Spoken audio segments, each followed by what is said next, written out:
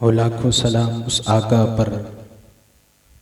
ہو لاکھوں سلام اس آقا پر، بت لاکھوں جس نے توڑ دیے،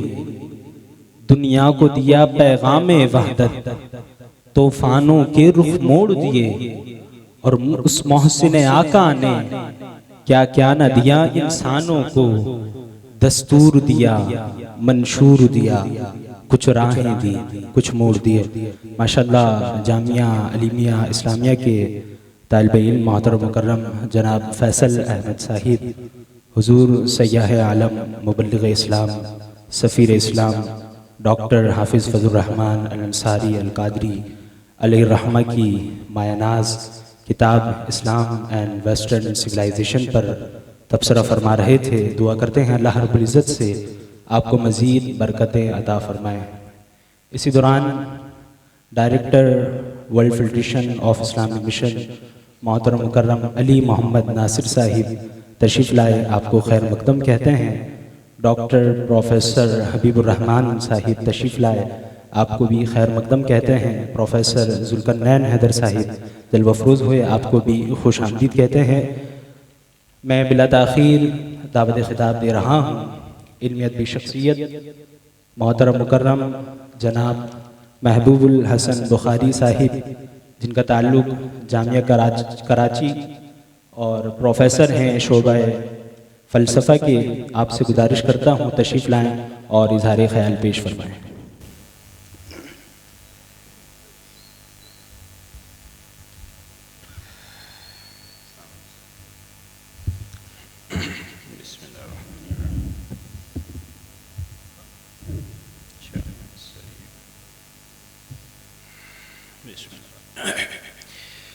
نحمده ونصلي ونسلم على رسوله الكريم، أما بعد فأعوذ بالله من الشيطان الرجيم، بسم الله الرحمن الرحيم، قل هل يستوي الذين لا يعلمون قل هل يستوي الذين يعلمون والذين لا يعلمون، صدق الله العظيم۔ صدر محفل، علماء کرام و مشائخ، سامعین کرام،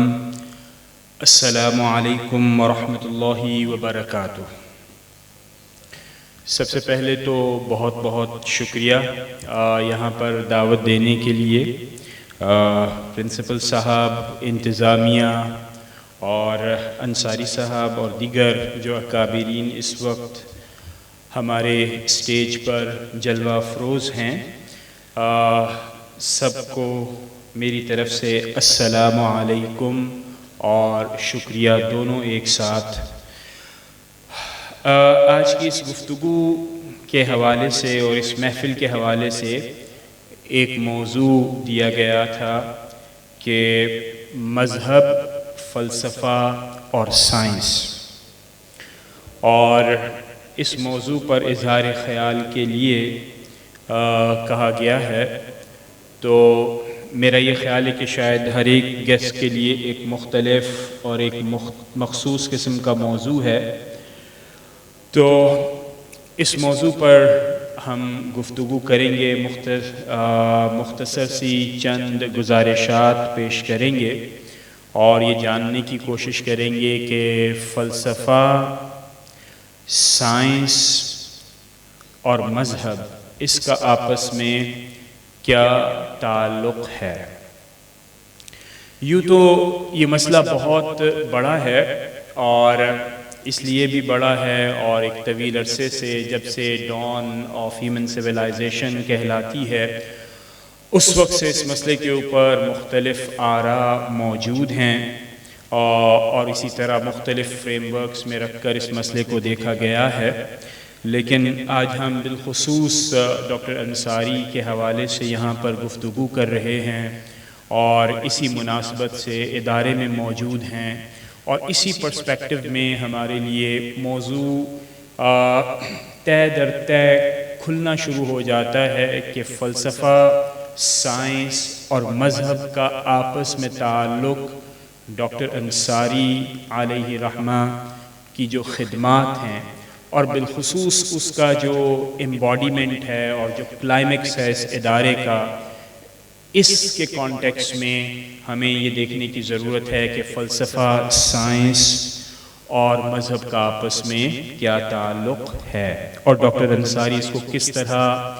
ویژولائز کرتے تھے، ان کا کیا ویژن تھا، ان کی کیا پریکٹس تھی، وہ کس طرح سوچتے اور سمجھتے تھے۔ اس میں جو بنیادی بات ہے جس پر ہمیں تھوڑا سا غور و خوض کرنا چاہیے کہ آج ہم یہ جو 21ویں صدی کے پہلے ربع کے اختتام کی طرف جا رہے ہیں، 2023 کا آلموسٹ ہم اینڈ والے مہینے میں ہیں، 24 اور 25، تو آلموسٹ ایک کوارٹر 21 سینچری کا مکمل ہو چکا ہے۔ تو کم و بیش کوئی 50 سال ہو چکے ہیں ڈاکٹر انصاری علیہ رحمہ کے وصال کا۔ تو اب آپ غور کیجئے کہ 50 سال میں یہ سفر کیسا رہا، اور پھر جو ہماری مذہبی کانشیسنس ہے، جو ہماری مذہبی سٹیٹ ہے، جو اس وقت ہمارا مذہبی طبقہ کہاں پر کھڑا ہے اور کن چیزوں کو فیس کر رہا ہے، اور پھر اس کانٹیکس میں اگر ہم جوڑیں ڈاکٹر انصاری کا ویژن، آپ کی پریکٹسز، آپ کے یہ ادارے کا قیام کرنا، تو یہ بیسیکلی ہمیں بہت ہی آسانی کے ساتھ اس بات کو ایکسپلین کرنے اور اس بات کو انڈرسٹینڈ کرنے میں ہیلپ کر سکتا ہے۔ تو دیکھیے، ہم سب اس بات کو بخوبی جانتے ہیں کہ آج کے اس دور میں ہم جسے آپ کہتے ہیں وار آف آئیڈیالوجیز ہے، وار آف ورلڈ ویوز ہے، وار آف ڈسپلنز ہے۔ اور مطلب کیا ہوا اس کا مطلب یہ ہوا کہ اس وقت جس دنیا میں ہم موجود ہیں، مختلف آئیڈیالوجیز کے ساتھ باہم کشمکش کا شکار ہیں، ایک دوسرے کے اوپر قابو پانے کی کوشش کر رہے ہیں۔ تو اسلام ایک تہذیب ہے، اور اسلام یہ چاہتا ہے کہ حق کا پیغام دنیا کے اطراف و اکناف میں پہنچایا جائے، اور اس کو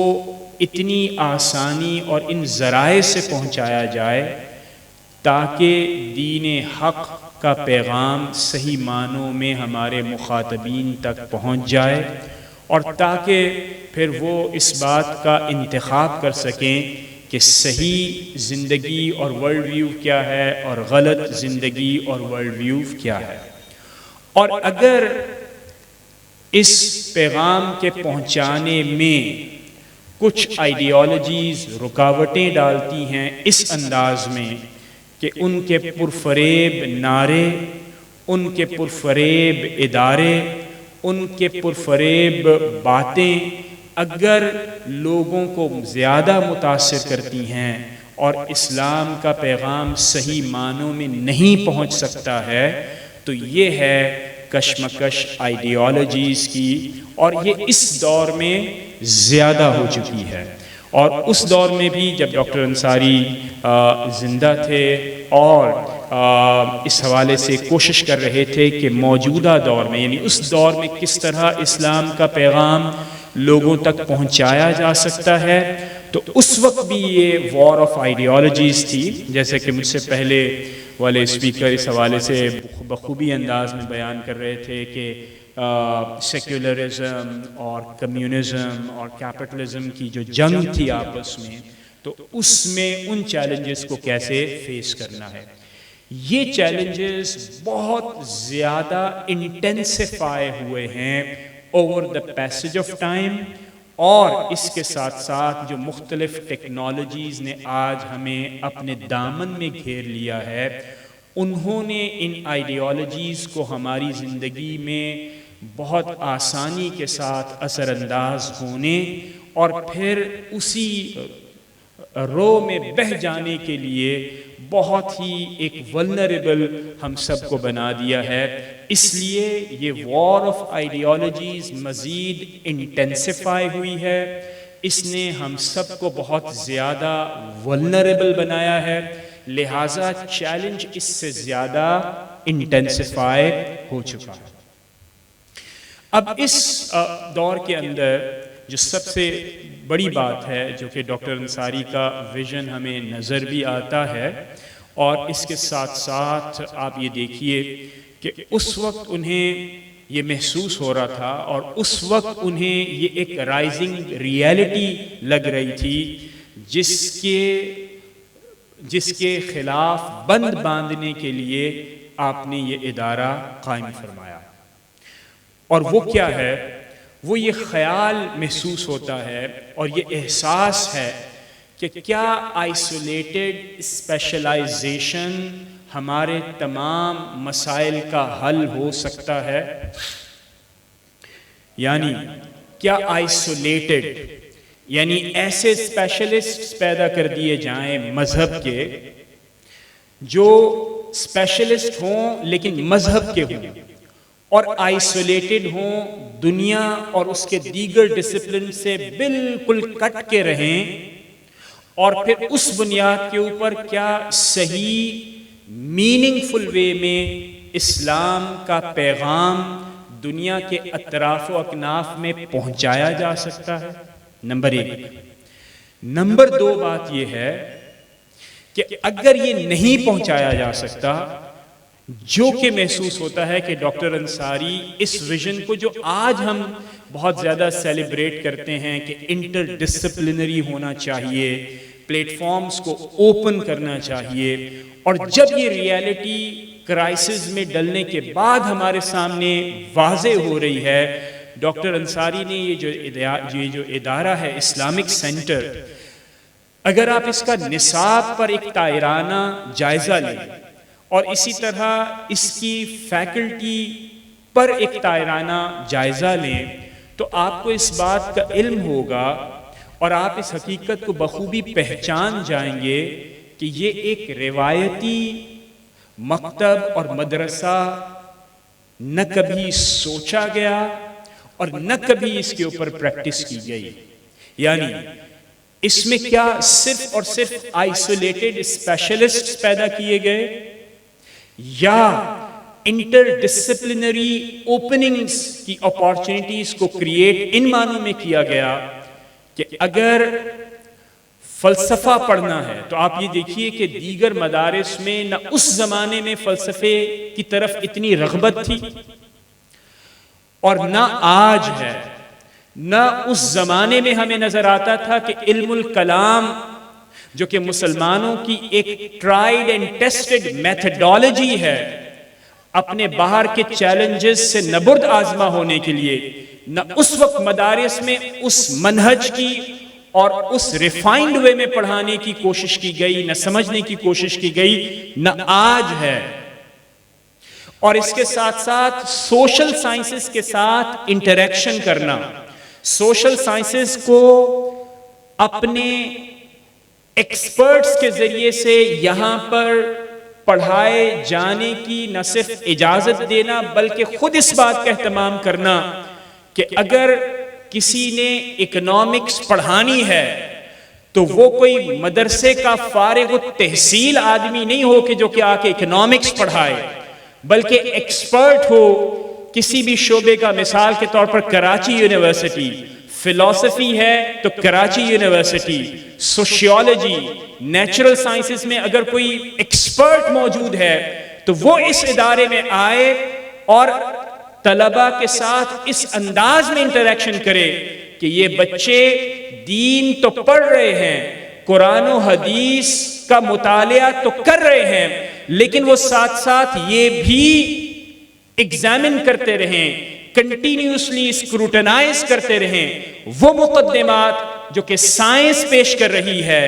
وہ مقدمات جو فلسفہ اور دیگر آئیڈیالوجیز پیش کر رہی ہیں، وہ کیا کہتی ہیں دنیا کے مختلف بنیادی مسائل کے حوالے سے۔ اور یہ انوائرمنٹ کریٹ کرنا، یہ اپنے آپ میں ایک بہت بڑا کمال آج سے 50 سال پہلے تھا، اور یہ ایک بہت بڑا کمال آج بھی 50 سال گزرنے کے بعد بھی اتنا ہی کمال ہے۔ اور 50 سال میں کہہ رہا ہوں آپ کے وصال کے حوالے سے تقریباً، لیکن ادارہ تو اس سے پہلے بہت بن چکا تھا۔ تو آپ سوچئے کہ تقریباً کوئی 70-75 سال کی یہ جو جرنی ہے جو انہوں نے آئیڈیلائز کی، اسے ریئلائز کروایا، آج بھی یہ ایک ایسا خواب ہے، لوگ دیکھتے تو شاید جرأت کے ساتھ ہیں، لیکن اسے امپلیمنٹ کرنا اپنے آپ میں ایک بہت بڑا کمال ہے۔ تو جو سامعین اس وقت اس مجلس میں بیٹھے ہوئے ہیں، انہیں اس بات کا احساس ہونا چاہیے کہ وہ کس ادارے کے اندر اس وقت موجود ہیں جہاں تہذیبوں کے اسکرپٹ لکھے جا سکتے ہیں، تہذیبوں کے اسکرپٹ لکھے جا سکتے ہیں۔ صحیح ہے؟ اور اس وقت جو بڑا کرائسس ہے جو کہ یہ ادارہ فل کر سکتا ہے، اور مجھے یہ محسوس ہوتا ہے کہ اس کو فیسیلیٹیٹ کرنے کی ضرورت ہے کہ وہ جو کرائسس دنیا میں عالم اسلام کے اندر پیدا ہو رہا ہے اور ایک طویل عرصے سے وہ ویکیوم نظر آ رہا ہے، اسے یہ فل کرنے کی صلاحیت رکھ سکتا ہے، پوٹینشل ہے۔ وہ کرائسس کیا ہے؟ ایک مثال کے طور پر میں ایک مثال دے رہا ہوں، لیکن اس مثال کو آپ عمومی طور پر بھی دیکھ سکتے ہیں کہ کیا ہے۔ شاید کسی بڑے ریناؤنڈ اخبار میں، شاید ڈیلی ٹائمز ہے یا اسی سے ملتا جلتا کوئی اخبار ہے، وہاں پر ایک خبر چھپی، اور وہ خبر یہ تھی کہ ایک سعودی کلیرک، اس نے ایک جگہ گفتگو کی، اور گفتگو میں اس نے یہ کہا، یعنی سپورٹ کیا جیو سینٹرک پلانیٹری سسٹم کو یا جیو سینٹرک ورلڈ ویو کو، کہ زمین سٹیٹک ہے، ٹھیک ہے، اور دیگر پلانٹس اس کے گرد ریوالو کر رہے ہیں۔ اور خبر کچھ اس طرح کی تھی کہ وہ یہ جو جب انہوں نے ایکسپلینیشن دی، یہ پہلے تو ورلڈ ویو بتایا کہ بھئی ہم یہ سمجھتے ہیں، نمبر ایک، پھر انہوں نے کہا کہ قرآن اور حدیث اور اسلام کی پوری جو 1300-1400 سالہ تاریخ ہے وہ اس کے اوپر شاہد ہے۔ پھر انہوں نے جو ایکسپلینیشن دی ان بچوں کو یہ دی کہ اگر ہم یہ نہ مانیں تو یہ ممکن نہیں ہوگا کہ جہاز ٹریول کر سکیں، تو جو ایئر ٹریفک ہے یہ ممکن ہی نہیں ہوگا اگر جب تک ہم یہ نہیں مانیں گے۔ تو اخبار والے، خبر دینے والے بندے نے یہ کہا کہ انہوں نے دعوت دی ہے مذاق اڑانے کی پوری دنیا کو، ٹھیک ہے، ایک جسے آپ یہ کہہ سکتے ہیں کہ لافٹر کا سورس بن چکے ہیں پوری دنیا کے لیے کہ کس انداز میں اسلام کے مقدمے کو پیش کر رہے ہیں۔ اس طرح کی مثالیں آپ بھی گرد و پیش کہیں مختلف جگہوں پر دیکھ سکتے ہیں۔ اچھا، اب اس میں جو غور طلب بات ہے اس پر آپ نے غور کرنا ہے۔ ہم اس بحث میں نہیں جا رہے کہ جیو سینٹرک ماڈل ٹھیک ہے یا ہیلیو سینٹرک ماڈل ٹھیک ہے، اس بحث میں نہیں جا رہے۔ بحث یہ ہے، جو نقطہ ہے جو کہ میرے موضوع سے جڑا ہوا ہے، فلسفی، ریلیجن، سائنس، کہ ایکسپرٹ اگر آپ ایک ایریا کے ہیں تو کیا یہ ضروری ہے کہ آپ اپنی ایکسپرٹ ایریا سے باہر جمپ کریں اور پھر اس پر تبصرہ کریں، اور وہ تبصرہ یقیناً ایک ویکر گراؤنڈ پر ہوگا جس سے نہ صرف شخصی جگہسائی ہوتی ہے بلکہ اوورال دنیا کے اوپر کیا میسج جاتا ہے۔ اور یہ خیال کہ اگر میں مذہبی ایکسپرٹ ہوں تو اب مجھے اس بات کا لائسنس مل چکا ہے کہ میں چاہوں تو کاسمولوجی پر گفتگو کروں، چاہوں تو میں سائنس میں ایوولوشن اور بایولوجی پر تبصرہ کروں، میں چاہوں تو فزکس پر تبصرہ کروں۔ یہ لائسنس مجھے یہ محسوس ہوتا ہے، یہ لائسنس مل جانا یا انسان خود سے پریزیوم کرے کہ مجھے اس بات کا حق ہو چکا ہے، مجھے یہ محسوس ہوتا ہے کہ یہ ایک بہت بڑا ویکیوم کریٹ کر رہا ہے۔ اور ویکیوم کیوں کریٹ ہوتا ہے؟ ویکیوم یوں کریٹ ہوتا ہے کہ اگر میں مذہب کا ایکسپرٹ ہوں، لہٰذا تمام ایکسپرٹس آف میڈیسن سب میرے ماتحت ہیں، سب کو مجھ سے سمجھنا چاہیے کہ اصل میں دنیا کیا ہے. اور یہ مائنڈ سیٹ کہ میں کسی کے سامنے زانوئے تلمس طے نہیں کر سکتا، میں کسی کے سامنے زانوئے تلمس طے نہیں کر سکتا، نتیجہ یہ نکلتا ہے کہ آپ ایک ہولسٹک ورلڈ ویو میں اسلام کی نمائندگی نہیں کر سکتے. ہولسٹک سے مراد کیا ہے؟ ہولسٹک سے مراد یہ ہے کہ اوور آل اسلام ایک مقصد، ایک ایشو کے اوپر کیا ویو رکھتا ہے. جب تک مذہبی ایکسپرٹس، سائنس کے ایکسپرٹس، مثال کے طور پہ بایولوجسٹ،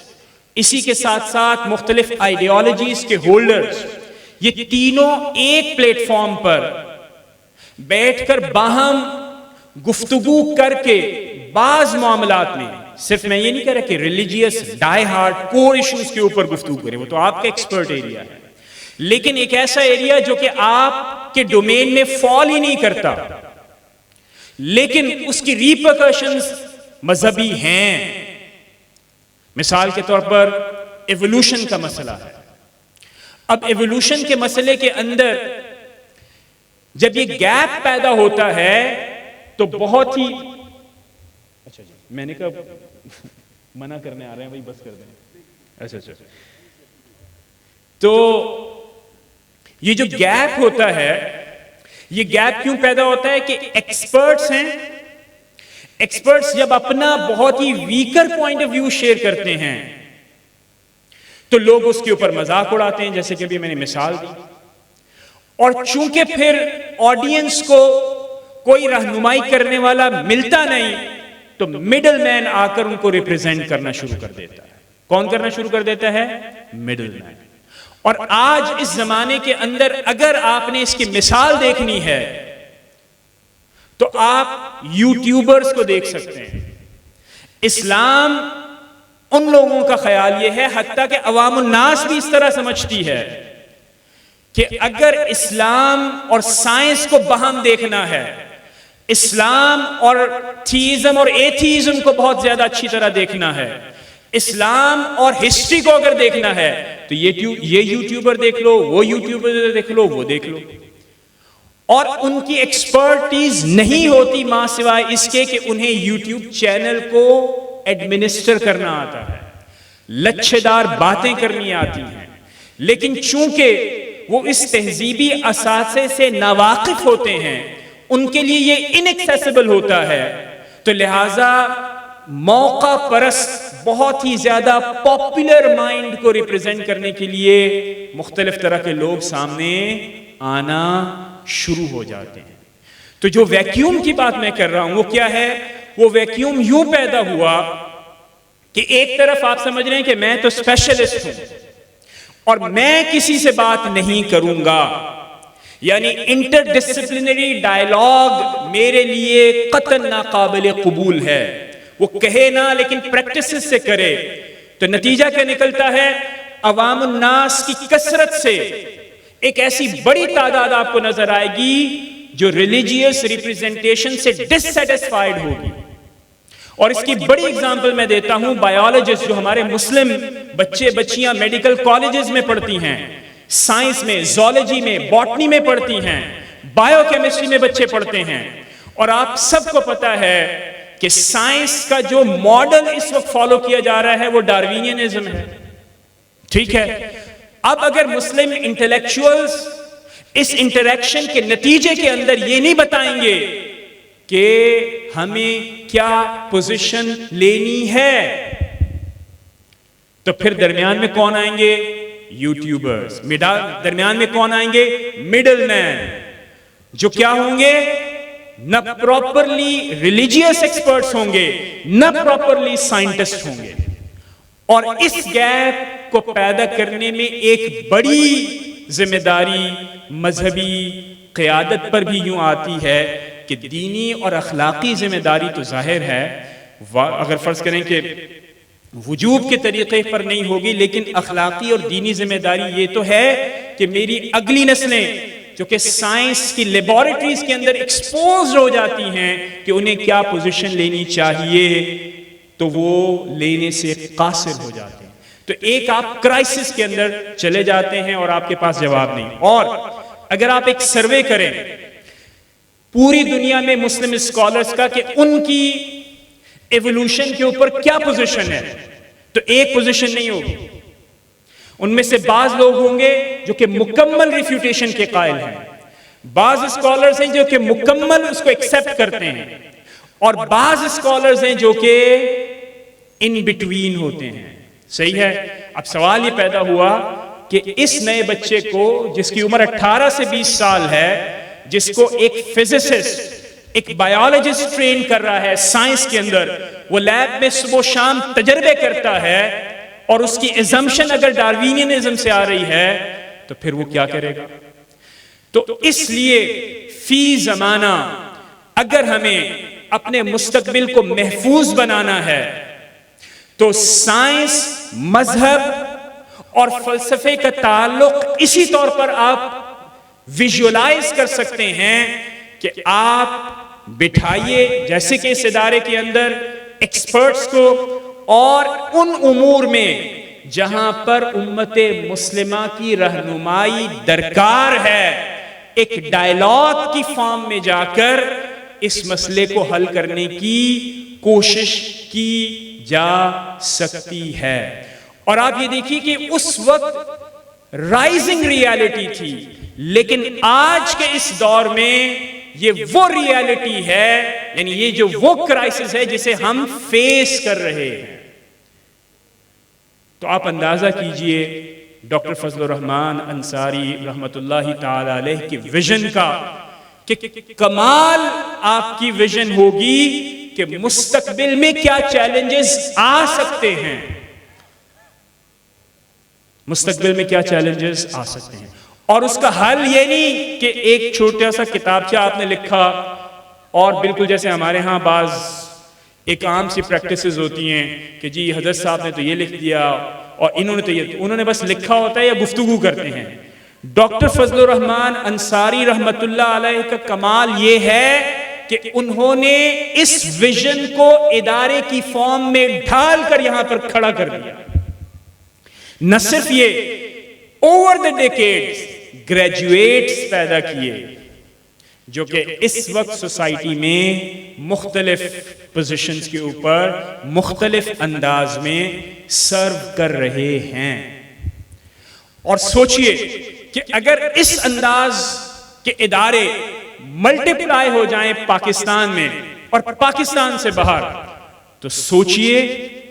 کہ کتنا بڑا کمال اور ایک انقلاب آ جائے گا. صحیح ہے. تو ضرورت اس بات کی ہے کہ ہم، یعنی یہ میں بیسیکلی جو میری گفتگو ہے ظاہر ہے یہ ینگ گریجویٹس اور جو 5th year 4th year 3rd year کے اسٹوڈنٹس ہیں، کولیگز ہیں میرے، یہ ان کے لیے ہے کہ کیا اکثر بچے یہ کہتے ہیں کیا کام کریں، اور بچوں کو انوائرمنٹ کیا ملتا ہے؟ انٹرنل جو اسکزم ہے اس کا انوائرمنٹ مل رہا ہے کہ کون کیا ہو گیا. صحیح ہے. اس کے اوپر یہ فتویٰ لگا دیا، اس کے اوپر یہ فتویٰ لگا دیا جائے. ٹھیک ہے. تو یہ تو بہت ہی زیادہ ڈسٹرکٹیو انوائرمنٹ ہے، اور اس میں پارٹ بننے کا نقصان آپ کو یہ ہوگا کہ گزشتہ 40 سے 50 سال میں ہم تو یہ دیکھ رہے ہیں کہ this is a place where proxies are being fought and defended، اور جہاں پر آپ ایک انسٹرومنٹ بننے کے سب سے زیادہ vulnerable ہو جاتے ہیں. تو لہٰذا آپ کو ایسے خیالات کی ضرورت ہے جو آپ کو ان موجودہ حالات میں، جس میں ایک دوسرے کے اوپر کافر اس کے ساتھ بیٹھ نہیں سکتے، اس کے ساتھ یہ نہیں کر سکتے، اپنے آپ کو تھوڑا سا اپنا قد بڑا کیجئے، ایکسپرٹیز کو جنریٹ کیجئے، اور پھر اس انداز میں کام کرنے کی ضرورت ہے. یہ جو بھی میں نے آپ کے سامنے، اور اس میں بہت زیادہ اسپیس ہے، دیگر جگہ ایریاز بھی ہو سکتے ہیں جیسے کہ کریشنسٹ ورسز ایوولوشنسٹ، اور اس میں آئسولیٹڈ اسپیشلائزیشن سے انٹرسیکشنالٹی آف سائنس، فلسفی اینڈ ریلیجن، اور ریلیجن سے میری مراد کیا ہے؟ تھیولوجی. اور بہت انٹرسٹنگ بات میں آپ کو بتاؤں، اور وہ یہ ہے، آپ دیکھیے کہ مسلمانوں میں دو روایات رہی ہیں فلسفہ کرنے کی، دو روایات رہی ہیں. علم الکلام ڈیولپ ہوتا ہے، وہ دو روایات میں ایک ابن رشد کی ہے اور دوسری امام اشعری اور امام غزالی رحمۃ اللہ تعالی علیہ کی ہے. اور ان دونوں روایات کو جب آپ کھنگالتے ہیں تو کافی چیزیں آپ کشید کر سکتے ہیں جسے آپ استعمال کر سکتے ہیں. تو اوورآل میں آج کی اس گفتگو کو یہاں پر چاہوں گا کہ کنکلوڈ کروں اور ایک میسج دوں، اور وہ میسج یہ ہے کہ ٹاپک ہمارا یہ تھا فلسفی، سائنس، ریلیجن. ٹھیک ہے، ڈاکٹر فضل الرحمان انصاری رحمۃ اللہ تعالی علیہ کا کانٹیکس ہے، اور اس میں جو آج ہم نے یہاں پر بات کی وہ یہ کی کہ اس ٹگ آف وار ایج کے اندر، جہاں پر ہر ایک آئیڈیالوجی، ہر ایک سویلائزیشن دوسری سویلائزیشن سے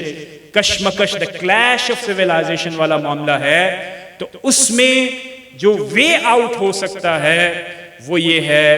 کہ آپ انٹر ڈسپلنری موو کریں آگے. جو چیلنجز ہیں ان کو مڈل مین کے سپرد نہ کریں. اور آپ یہ دیکھیے کہ مڈل مین کا سب سے بڑا نقصان یہ ہے کہ ایوولوشن پر سب سے زیادہ پاپولر مسلم ورلڈ میں کتاب ہے ہارون یحییٰ کی، اور ہارون یحییٰ نے سب سے زیادہ مس ریپریزنٹ کیا ہے کس کو؟ ڈاروینینزم کو. اور جو پاپولر لائنز آپ سن رہے ہیں، اگر آپ حقیقتاً اوریجن آف اسپیچیز اور اس کی جو دیگر کتابیں ڈارون کی پڑھیں گے، اس میں سے وہ چیز نکال ہی نہیں سکیں گے. اور لاجیکل جو فیلسی وہ کمٹ کر رہا ہے اسے ہم کیا کہتے ہیں؟ اسٹرا مین فیلسی، ریڈ ہیرنگ فیلسی. یعنی دشمن کو وہ بنا دو جو کہ آپ اس کو آرام سے ناک ڈاؤن کر سکتے ہیں. That's a pure misrepresentation. اور نتیجہ کیا نکلتا ہے؟ نتیجہ یہ نکلتا ہے ہم نے اپنی ہی دنیا اور کہکشاں بنائی ہے جہاں پر ہم اس طرح ریئیکٹ کرتے ہیں کہ جس میں ہم خود سے آنکھیں بند کر لیتے ہیں اور چیلنج ہمارے سامنے موجود رہتا ہے، ہنستا ہے، پھپکیاں کستا ہے اور آگے چلا جاتا ہے اور آپ irrelevant ہو جاتے ہیں. تو ضرورت اس بات کی ہے کہ اس طرح کی اپروچ اور پھر اپنے آپ کو جوڑنا ڈاکٹر انصاری کی تعلیمات کے ساتھ، ان کی کتابوں کے ساتھ، اس میں دیکھیں اور پھر اس کی ریلیونس موجودہ زمانے میں دیکھ کر کنٹینیوٹی بالکل ممکن ہے. اللہ رب العزت سے دعا ہے کہ اللہ تعالی ہم تمام مسلمانوں کو صراط مستقیم پر چلنے کی توفیق نصیب فرمائے. آخر میں ایک بار پھر میں سب کا شکریہ ادا کروں گا، ڈاکٹر صاحب کا بھی، پرنسپل صاحب کا بھی، دیگر جو مہمان ہیں، بالخصوص سامعین کا بھی. ایک نہایت ہی ایبسٹریکٹ، بہت ہی زیادہ اسپیکولیٹو ٹاپک تھا، تو آپ کی